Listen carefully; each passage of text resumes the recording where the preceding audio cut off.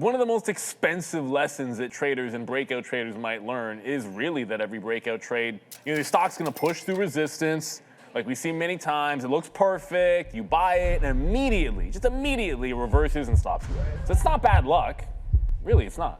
It's a fake breakout, and a lot of traders never check it before they jump in there and buy it. This is how to spot real breakouts and dodge some traps. But you want to check and make sure there's actually past resistance levels sitting there, either on the support side or the resistance side. If you're looking short, you want to make sure there's a shelf that's about to break. And the same way on the top side, make sure that there's been some sort of a resistance that we're breaking through. So that's the first one. Make sure that you have a breakout signature. We're going to show that with volume. I have two examples for you right now. One of them is going to be DraftKings. This is going to be the fake, and then this is going to be the take. And this one actually doesn't show it on here, but it's SMCI. Not that it really matters, but I'm going to get over the sector and why that might be something you're looking for. So here's DraftKings right now. And as you can see, this is that sort of line of resistance that we're talking about. It goes all the way back to February. That's when we had a bad quarter. We dropped to the downside right there. And now we say we don't really want to go long until we break back out. So remember, this is on breakouts and trading the breakout. So we just draw a line over there and look, of course,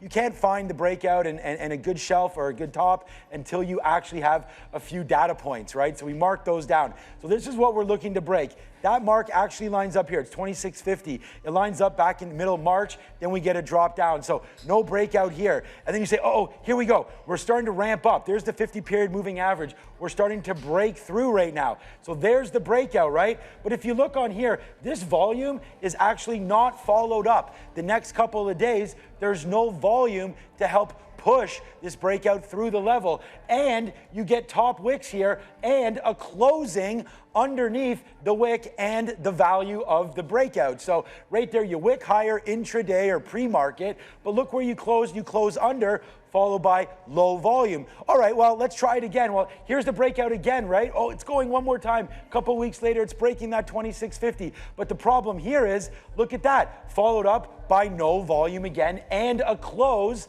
underneath our key resistance level. So not only are you closing underneath, but then no follow through. So lack of volume on both of these plays. You get the key level, that's a check, but you don't have the volume in the extension the next couple days. But what's that magical thing we talk about? And that is, are you in the right sector? Is it the right time to make this trade? Well, DraftKings, not much talk about them right now. We're waiting for actionable ideas. DraftKings not in the right space. This is SMCI. So what we know about right now is semiconductors have been pretty hot, and we can see the reaction here to the stock getting lifted. So we're in the right sector. All right, well, what about the resistance levels? Well, here you go. Here's a level that we get all the way back to November. And what happens is it ticks up right there again and gives us that thing where if we don't break through 36, maybe we don't have anything. But guess what? This is actually followed up by another key level, and that is your 200-period moving average. That's this green line. So this is a perfect breakout scenario because the 200-period moving average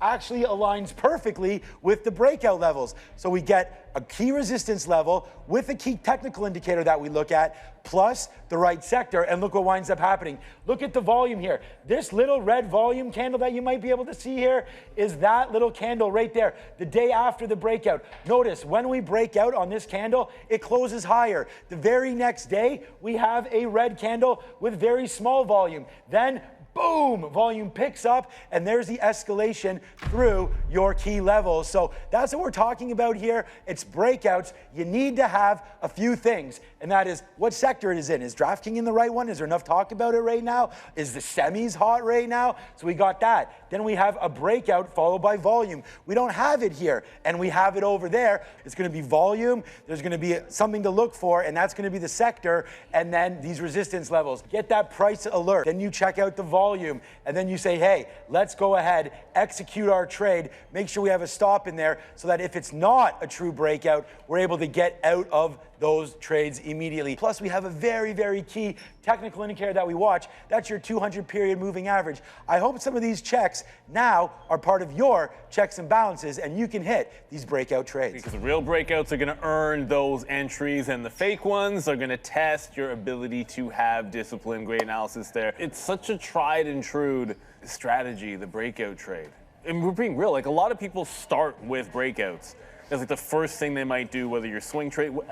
You could be. I don't care if you're day trading or swing trading. Like the concept's actually pretty similar between the two, and it really just comes down to it's so binary.